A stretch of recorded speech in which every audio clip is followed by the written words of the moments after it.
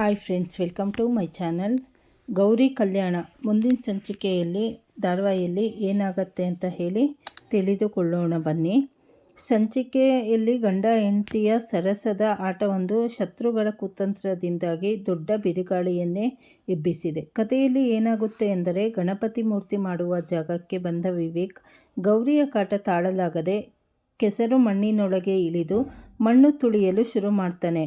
ವಿವೇಕ್ ತಮಾಷೆಯಾಗಿ ಮಣ್ಣು ತುಳಿತಿರುವುದನ್ನು ಕಂಡು ಗೌರಿ ಮತ್ತು ಅವಳ ಮನೆಯವರು ಖುಷಿಪಡುತ್ತಾರೆ. ಆದರೆ ಅದೇ ಜಾಗದಲ್ಲಿದ್ದ ಕೆಲವರು ಇದನ್ನೇ ಅಸ್ತ್ರವಾಗಿ ಬಳಸಿಕೊಳ್ತಾರೆ. ದೀನಬಂಧು ಗ್ರೂಪ್ನ CEO ವಿವೇಕ್ ಮಣ್ಣು ತುಳಿಯುತ್ತಿರುವ ವಿಡಿಯೋವನ್ನು ಗೌಪ್ಯವಾಗಿ ಶೂಟ್ ಮಾಡಿ ಸೋಷಿಯಲ್ ಮೀಡಿಯಾ ಹಾಗೂ ಮೀಡಿಯಾಗಳಲ್ಲಿ ವೈರಲ್ ಮಾಡ್ತಾರೆ. ಹೆಂಡತಿಯ ಹಠಕ್ಕೆ ಮಣಿದು ಕೆಸರಿನಲ್ಲಿ ಉಳಿದ ಉದ್ಯಮಿ ಎಂದು ಪ್ರಸಾರ ಮಾಡಿ ವಿವೇಕ್ ಮತ್ತು ಅವರ ಕುಟುಂಬಕ್ಕೆ ಸಾರ್ವಜನಿಕವಾಗಿ ಅವಮಾನ ಮಾಡಲು ಸಂಚು ರೂಪಿಸ್ತಾರೆ.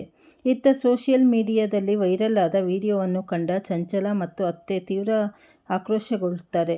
ಗೌರಿ ತನ್ನ ಮಗನ ಬ್ರೈನ್ ವಾಶ್ ಮಾಡಿ ರಾಜನಂತೆ ಬೆಳೆದವನನ್ನು ಬೀದಿಯಲ್ಲಿ ಕೆಸರು ತುಳಿಯುವಂತೆ ಮಾಡಿದ್ದಾಳೆ. ಇಡೀ ದೀನಬಂಧು ಸಾಮ್ರಾಜ್ಯವನ್ನೇ ತನ್ನ ವಶ ಮಾಡಿಕೊಳ್ಳಲು ಈ ದರಿದ್ರ ಕೆಲಸ ಮಾಡಿದ್ದಾಳೆ ಎಂದು ಅವರ ಅತ್ತೆ ತೀವ್ರವಾಗಿ ಕೆರಳುತ್ತಾರೆ. ತಕ್ಷಣವೇ ಮನೆಗೆ ಬರುವಂತೆ ವಿವೇಕ್ಗೆ ಫೋನ್ ಮಾಡಿ ಕರೆಯಿಸಿಕೊಳ್ಳುತ್ತಾರೆ. ಮನೆಗೆ ಬಂದ ಗೌರಿಯನ್ನು ಅತ್ತೆ ತೀವ್ರವಾಗಿ ನಿಂದಿಸಲು ಶುರು ಮಾಡ್ತಾರೆ.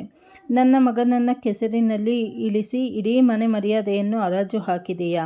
ನಿಮ್ಮಂಥವರು ಎಮೋಷನಲ್ ಬ್ಲ್ಯಾಕ್ಮೇಲ್ ಮಾಡಿ ಬೇರೆಯವರ ಆಸ್ತಿ ಅಧಿಕಾರ ಕಿತ್ತುಕೊಳ್ಳುವ ದರಿದ್ರ ಜನ ಎಂದು ಗೌರಿ ಮತ್ತು ಅವಳ ಕುಟುಂಬದ ಮೇಲೆ ತೀವ್ರವಾಗಿ ಕೂಗಾಡ್ತಾರೆ. ಅತ್ತೆಯ ಈ ನಿಂದನೆ ಮತ್ತು ಅನ್ಯಾಯದ ಮಾತುಗಳನ್ನು ಕೇಳಿ ಗೌರಿ ಕಣ್ಣೀರಿಡುತ್ತಾಳೆ. ಕೆಸರಿನಲ್ಲಿ ಕಾಲಿಟ್ಟರೆ ಅದು ಕಲೆಯಾಗುತ್ತದೆಯೇ ಹೊರತು ಕಳಂಕವಲ್ಲ ಎಂದು ಅತ್ತೆಯ ಪ್ರಶ್ನೆಗಳಿಗೆ ಗೌರಿ ದಿಟ್ಟತನದಿಂದ ಉತ್ತರ ನೀಡ್ತಾಳೆ. ಶತ್ರುಗಳು ಹಬ್ಬಿಸಿದ ಈ ವಿಡಿಯೋದಿಂದ ವಿವೇಕ್ ಮತ್ತು ಗೌರಿ ನಡುವೆ ಮತ್ತಷ್ಟು ಬಿರುಕು ಮೂಡುತ್ತಾ ಅವರ ಅತ್ತೆಯ ಕೋಪದಿಂದ ಗೌರಿಯ ಸಂಸಾರ ಏನಾಗಲಿದೆ? ಮುಂದಿನ ಸಂಚಿಕೆಗಳಲ್ಲಿ ಕಾದು ನೋಡಬೇಕಾಗತ್ತೆ. ಮುಂದೆ ಏನೇನಾಗತ್ತೆ, ಇನ್ನೇನು ತಿರುವು ತೆಗೆದುಕೊಳ್ಳುತ್ತೆ ಅನ್ನೋದು ಮುಂದೆ ತಿಳಿದುಕೊಳ್ಳೋಣ. ಹೊಸದಾಗಿ ಯಾರ್ಯಾರು ಚಾನಲ್ ನೋಡ್ತಾ ಇದ್ದೀರಾ, ಚಾನಲನ್ನು ಸಬ್ಸ್ಕ್ರೈಬ್ ಮಾಡ್ಕೊಳ್ಳಿ, ಲೈಕ್ ಮಾಡಿ, ಹಾಗೆ ಶೇರ್ ಮಾಡಿ. ಧನ್ಯವಾದಗಳು.